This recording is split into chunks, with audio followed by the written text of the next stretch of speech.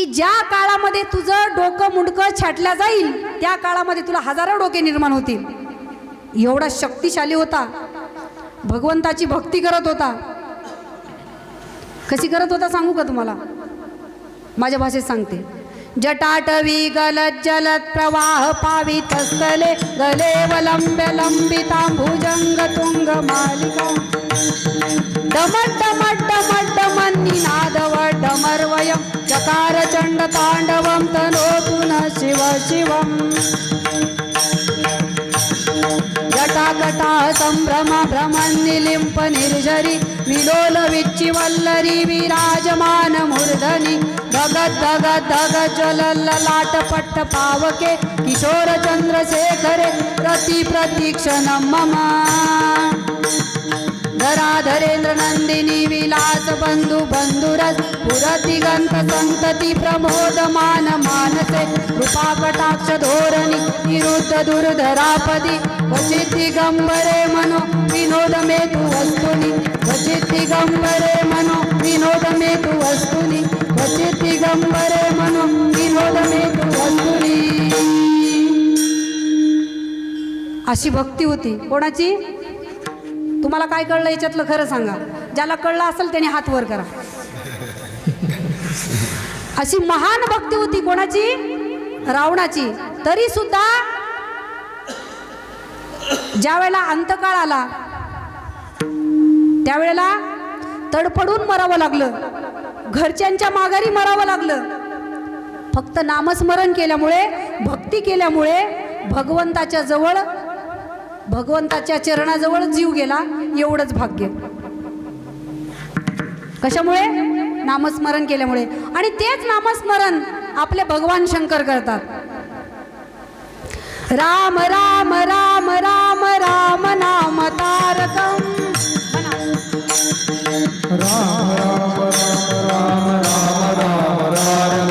राम राम राम राम राम नाम तारकम म्हणा. राम कृष्ण वासुदेव भक्ती मुक्तिदायक.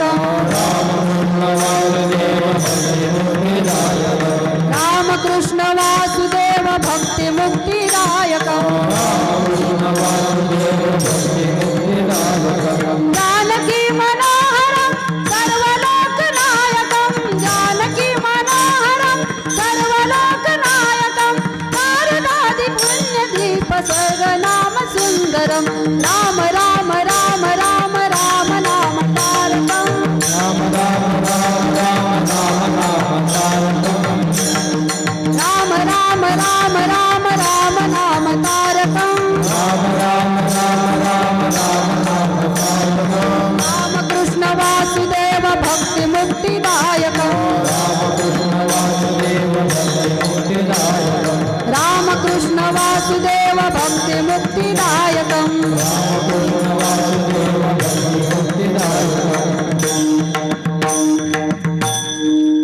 हेच वारकरी संप्रदायाला एक प्रमाण आहे. भजन करी रामपूजी सदाशिव. हा, भगवान शंकरांनी सुद्धा राम नामाचा जप केला. आपल्या ग्रंथामध्ये आणि आपल्या मराठी भाषेमध्ये साम्य येत नाही. कसं साम्य येत नाही सांगू का तुम्हाला? भगवान शंकरही प्रभू रामचंद्राचा जप करत होते आणि रामचंद्रही भगवान राम कोणाचा जप करत होते? कोणाचा? नमः शिवाय ओम हर हर भोले. हा, परंतु याच्यामध्ये तुम्हाला ग्रंथाचं आणि आपल्या मराठी भाषेत साम्य कसं येत नाही ते सांगते तुम्हाला. आपल्याकडे काय म्हणतात? जुनं. आणि त्याला अनुसरून कुठला शब्द आहे? जुनं.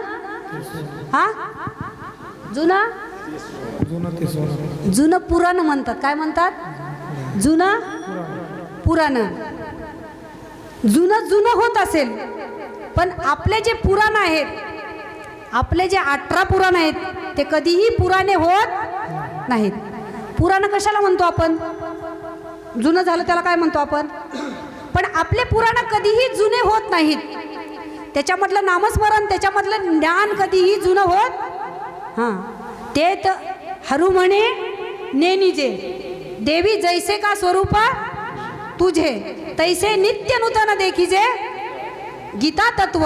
जे रोज नव देतात, रोज आपल्याला नव देतात, रोज पुरा नवम भवती, की रोज काहीतरी वेगळं. ज्ञानेश्वरीमधून प्रत्येक वाचकाला, प्रत्येक भक्ताला, प्रत्येक पारायणकर्त्याला जे ज्ञानेश्वरीवर प्रेम करतात त्या एका वहीतून अनेकांना वेगळा वेगळा अर्थ दिसतो. का?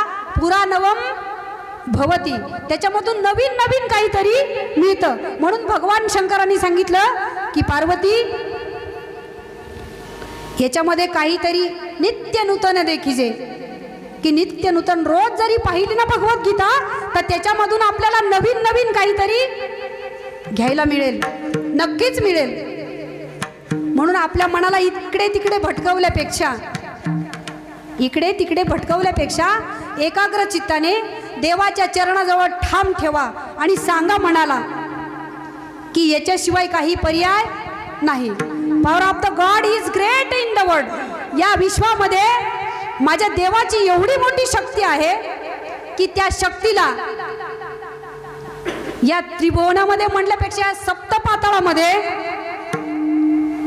कोणतीही जोड लागू शकत नाही. म्हणून आपण त्यांच्याकडे जायचं, भगवान शंकराला भजायचं. तेच महाराज अभंगाच्या प्रथम चरणात सांगतात.